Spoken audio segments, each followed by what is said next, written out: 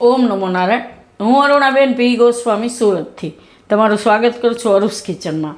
તો આજે આપણે બનાવશું એક જ્યુસ. જો મને એકવાર એક ડૉક્ટરે કીધું હતું કે તમને ઘણાને હિમોગ્લોબિનની કમી રહેતી હોય તો એના માટે તમારે શું કરવાનું, એક ગાજર, એક બીટ અને એક આપણે દાડમ.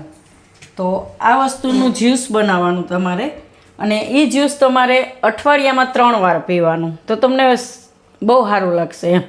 તો એના માટે આપણે આ જ્યુસ બનાવશું ગાજર, બીટ અને દાડમનો. તો એના સારું આપણે થોડીક લેવું મધ, નેચરલ સુગર એમ, અને જરૂર પડશે તો પાણી એમાં પીસવા માટે લેવું એમ. તો પહેલાં આપણે આને સુધારી લેવું. તો આ રીતે એને છાલ કાઢી અને ટુકડા કરી લેવું આપણે.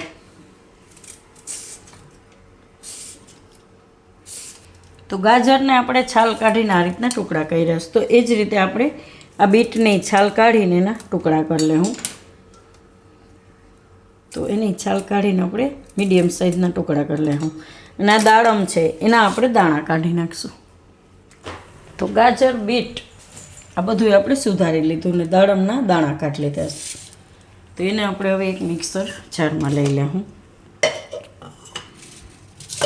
તો આમાં બીટ નાખી દઉં.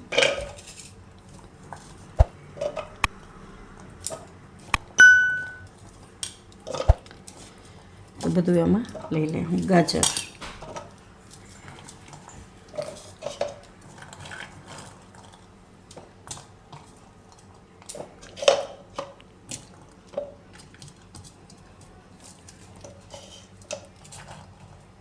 દાડમના દાણા.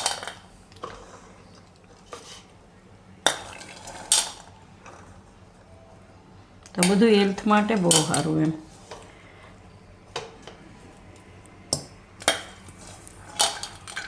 આમાં આપણે થોડુંક પાણી નાખીને અને આપણે પીસી લેવું.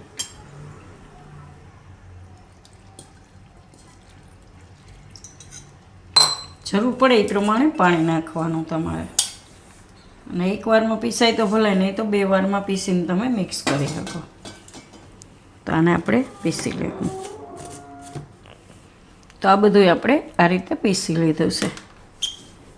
તો એને આપણે કાઢી લેવું. તો આમાં ગાળી નાખવું આપણે.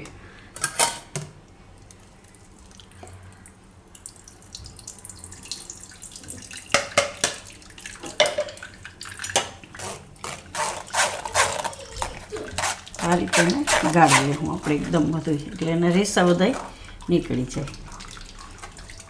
તો આને આપણે આ રીતે ગાળી લીધું છે. તો એને ગ્લાસમાં લઈ લેવું. એકદમ સરસ.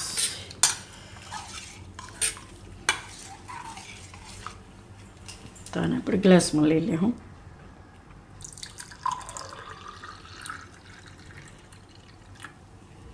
અને મધ નાખશું થોડુંક.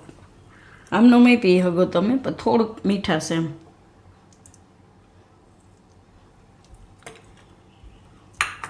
અને મિક્સ કરી લેવું.